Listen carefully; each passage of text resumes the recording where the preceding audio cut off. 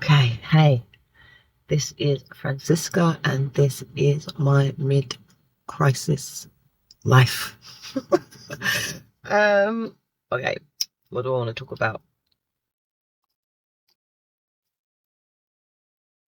So I think something that's been coming to me a lot recently is this continual stream of rejection from people that I'm trying to help. And not rejection as in like, fuck off, I don't want your help, but just like a constant message of, Fran, you can only help people that want to be helped. Simple as this, right? There's nothing more to it. You can only help people that want to be helped. And I'm really trying my hardest not to have burnout and just be like, I don't fucking care about any of you. You can all just fuck off and die as far as I'm concerned. I don't want to be like that. So instead I'm trying to understand why it is that I'm being consistently given this same message. And I think I spoke in another video about how it's about having discernment about who to help, where to put my energy, and that it's not personal when people don't want my help, and that I need to protect my energy so that I can support the people that want it. And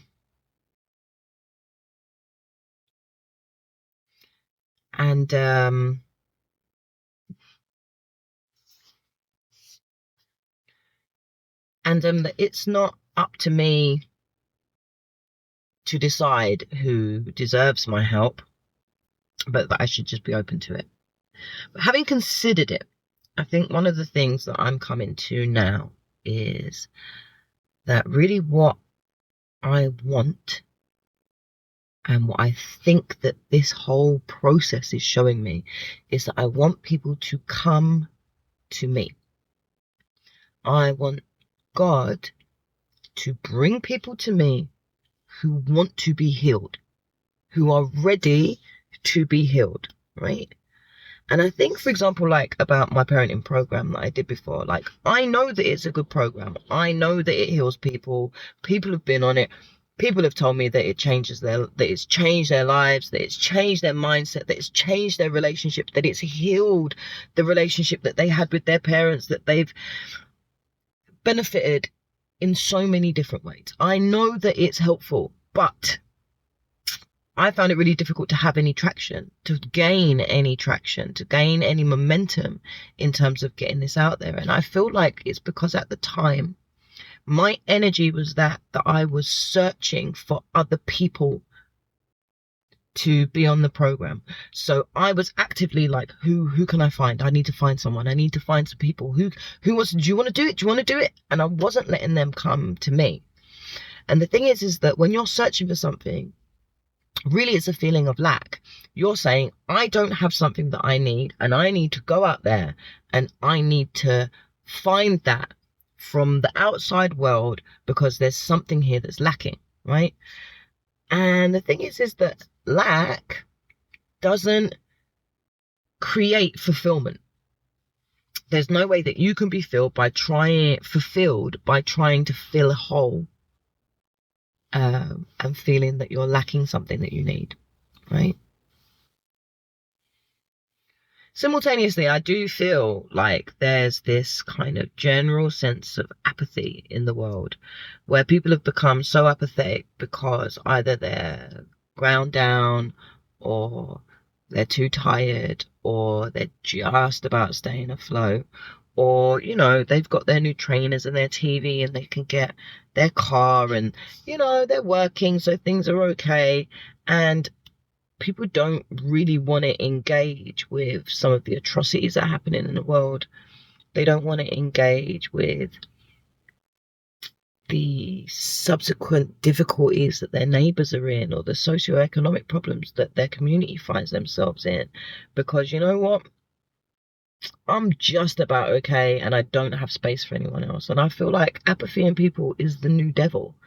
This is the new way that people are being controlled and that are complicit in the harm and the deprivation and the degradation of human spirit and human connection. So I think that it's unfortunate, but really right now it's like things have to be bad enough for someone to be desperate for them to want help, you know? And do you ever notice that, like, in times of stress and in times of desperation, that like the same thoughts, the same emotions come up, the same thinking patterns, the same behavioral patterns, the same emotional states come up? And for me, it's like always thinking about, it's not fair. Why me? Why can't I have? Things are so unfair, and I'm all alone in the world. Nobody's here for me. These are my like basic thought patterns, right? But I do feel like that there's a need to be really grateful for these times of distress, because I feel like there is this weird need for these things to happen so that we can notice the patterns, so that we can notice the overall overarching like themes of our thinking and our feeling. Because I think the thing that will happen is that invariably we will continue to create challenges in our lives, to seek out difficulties, to seek out adversity, so that we can bring up these emotional states, so that we can bring to the fore, to the front of our mind, to the front of our awareness, like of our consciousness, these emotional states, these thought patterns, these patterns of being. And I think that we do it because it allows us to stop the apathy and start the healing process.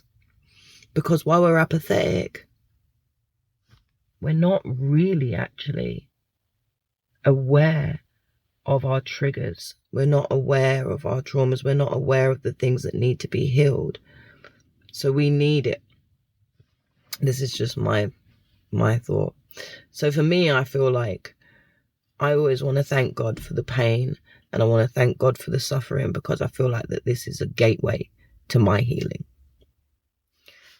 And I guess just off the back of all of that, I think I want to ask God to bring to me those people who are ready to do the work. Those people who are sick of going through the shit. The people that are desperate to make some kind of change in their lives. The people who are open to healing and expansion, and people who are ready to face the truth. This is who I ask God to bring me. Yeah. Okay. I think that's all. Let's think about feel into some things that I feel grateful for.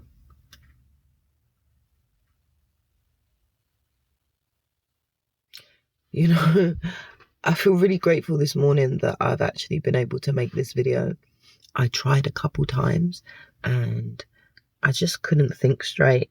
I couldn't talk straight. I just couldn't find the energy to express what I wanted to express. And it all just sounded like a lot of bullshit, to be perfectly honest. So I'm really grateful that I've woken up today and I have that creativity, that creative energy, because I feel like that impacts the expression of anything that I put out there. It's not just information, it's the energy that you're carrying as well. And you know what? I think that's a really big thing to be grateful for, to be perfectly honest. So I think I'm going to leave it there. All right, cool. That's all.